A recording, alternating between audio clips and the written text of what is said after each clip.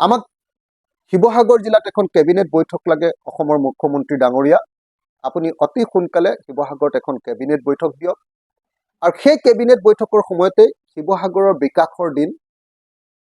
উন্নয়নৰ দিন ৰূপে ঘোষণা কৰি তাত আমাক কেইটামান প্ৰজেক্ট আপুনি আৰম্ভ কৰি দিব লাগে এটা হ'ল শিৱসাগৰ নগৰখনৰ ৰাস্তা পদূলি আৰু ড্ৰেইনবিলাক বহল আহল কৰি নতুনকৈ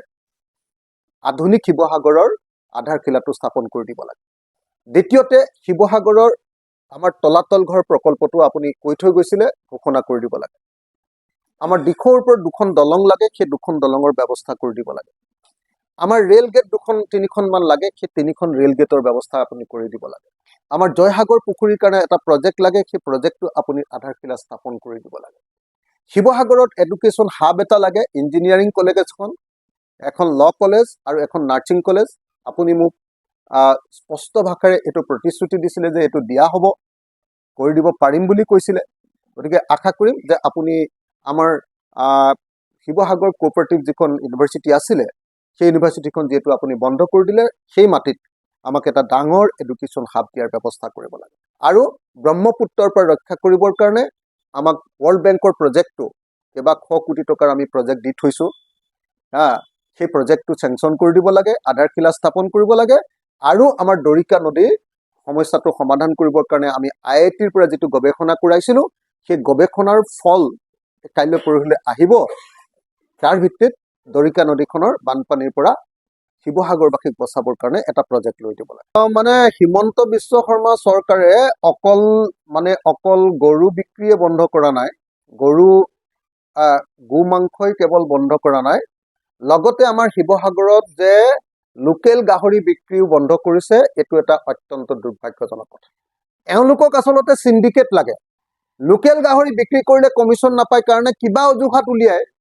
সদায় তেওঁলোকে লোকেল বস্তুবিলাকৰ বিক্ৰীৰ ক্ষেত্ৰত বাধা প্ৰদান কৰে পাঞ্জাবৰ পৰা যেতিয়া গাহৰি আহে বা হাৰিয়ানাৰ পৰা যেতিয়া গাহৰি আহে ট্ৰাকত তেতিয়াহ'লে তাৰ কমিশ্যনৰ ভাগ পায় অসম চৰকাৰৰ মন্ত্ৰীবিলাকে কমিশ্যন পায় গতিকে আমাৰ শিৱসাগৰত আটাইতকৈ বেছি আমি জনগোষ্ঠীয় মানুহ বসবাস কৰাৰ কাৰণে আটাইতকৈ বেছিকৈ গাহৰি বিক্ৰী হয় এতিয়া শিৱসাগৰ নিচিনা ঠাইখনত এতিয়া ইয়াৰ লোকেল গাহৰি বিক্ৰী কৰাটো বন্ধ কৰি দিয়াটো হিমন্ত বিশ্ব শৰ্মা চৰকাৰৰ এটা চক্ৰান্ত তো এতিয়া তেওঁলোকে কেতিয়াবা কোনোবা মানুহক মুছলমান মানুহক বা খ্ৰীষ্টিয়ান মানুহক বা অন্য কোনোবা জনজাতি মানুহক গৰু খোৱা বন্ধ কৰিব খোজে গো মাংস কেতিয়াবা আহোম মানুহৰ গাহৰি খোৱাৰ ওপৰত তেওঁলোকে বাধা আৰোপ কৰে আমাৰ শিৱসাগৰত এতিয়া কৰি আছে লোকেল গাহৰি বন্ধ কৰি দিছে কাইলৈ কোনোবা দিন আকৌ আমি কি কয় আপোনাৰ এৰি পলু খোৱাও বন্ধ কৰিব এওঁলোকে কাইলৈ আমি আমলৰি পৰুৱা খাওঁ আমৰলি পৰুৱা খোৱাও এওঁলোকে বন্ধ কৰিব আজি অসমৰ জনজাতি ৰাইজ আৰু আহোমসকল আৰু বেলেগ বেলেগ জাতিবিলাকে সাজ খায় সাজটোও তেওঁলোকে বন্ধ কৰিব মুঠতে হিমন্ত বিশ্ব শৰ্মা এই চৰকাৰখনে কি কৰিব কৈছে যে অসমৰ জনজাতি মানুহ অসমৰ খিলঞ্জীয়া ভূমিপুত্ৰ মানুহবিলাক অসমৰ খিলঞ্জীয়া জনগোষ্ঠী নৃগোষ্ঠীবিলাকৰ খাদ্যভাস আৰু নৃগোষ্ঠীবিলাকৰ আচাৰ আচৰণ আৰু ৱে অফ লাইফ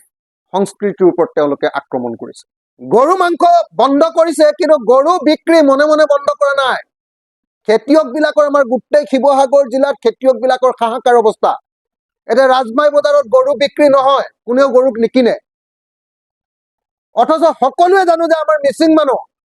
আমাৰ কৈবৰ্ত মানুহ আমাৰ আহোম মানুহ আমাৰ কোচ কলিতা মানুহ এই গোটেই মানুহবিলাকে আমাৰ এই গোটেই আপোনালোকে যদি চাই শদিয়াৰ পৰা শদিয়াৰ তাৰপাছত আপুনি চাব তিনিচুকীয়া জিলাৰ দধিয়া লাইকা তাৰপিছত আপোনালোকে যদি চাই আমাৰ শিৱসাগৰ জিলাৰ গোটেই নদীপৰীয়া অঞ্চলটো তাৰপিছত মাজুলীখন তাৰপিছত গোটেই ধেমাজি জিলাখন জোনাইখন তাৰপাছত আপুনি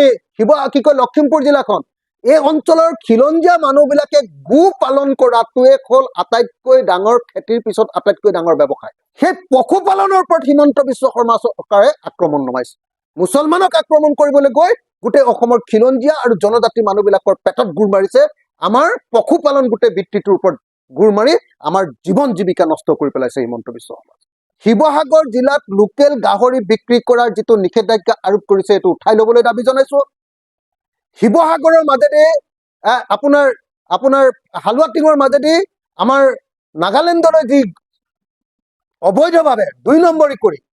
যি গাহৰিৰ চালান দি আছে কমিশ্যন লৈ সিন্ডিকেট কৰি এইটো বন্ধ কৰিবলৈ দাবী জনাইছো। আৰু লগতে আমাৰ ট্ৰাইবেল মানুহবিলাকৰ আৰু আমাৰ খিলঞ্জীয়া মানুহবিলাকৰ যিটো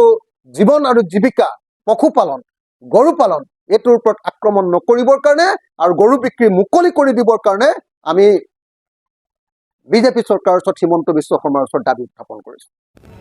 ৰিপৰ্টাৰ লাইভ